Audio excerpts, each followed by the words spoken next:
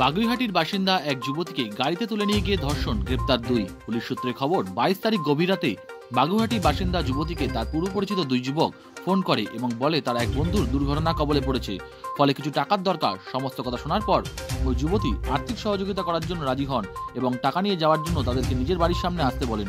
এরপর ওই 2 যুবক একটি 4 চাকা গাড়ি নিয়ে তার বাড়ির সামনে পৌঁছয় এবং যুবতীকে বলে, আমাদের সাথে তুমিও হাসপাতালে চলো। যুবতী যাবার জন্য রাজি হন। এরপর গাড়িতে বসে তারা হাসপাতালের উদ্দেশ্যে রওনা দেয়, কিন্তু এই গাড়ি হাসপাতালের দিকে না গিয়ে কেষ্টপুর নজরুল পার্কের দিকে নিয়ে যায়। তখন ওই যুবতী ওই 2 যুবককে বলেন, হাসপাতালে না গিয়ে গাড়িটি তোমরা কোথায় নিয়ে যাচ্ছ? এরপরে ওই যুবতীকে শ্লীলতাহানি করে ওই 2 যুবক। যুবতী বাধা দিলে ধস্তাধস্তি শুরু হয়। এরপর ওই যুবতীকে 2 যুবক মিলে ধর্ষণ করে তাকে ফেলে দিয়ে চলে যায় বলে বাগুইহাটি থানায় অভিযোগ দায়ের করেন। ঘটনা তদন্ত শুরু করেছে বাগুইহাটি থানার পুলিশ। গতকাল রাতে বিশু ছয়বাল ও সুরজিৎ দে নামে ওই 2 যুবককে গ্রেপ্তার করে বাগুইহাটি থানার পুলিশ।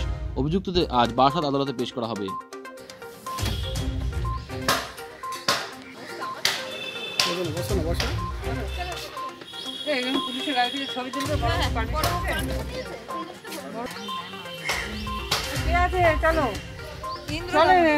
পারমিশন ছাড়া দেবেন, এবার আমাকে ধাক্কা দেবেন। চলেন ইন্দ্রদা, উতরে না,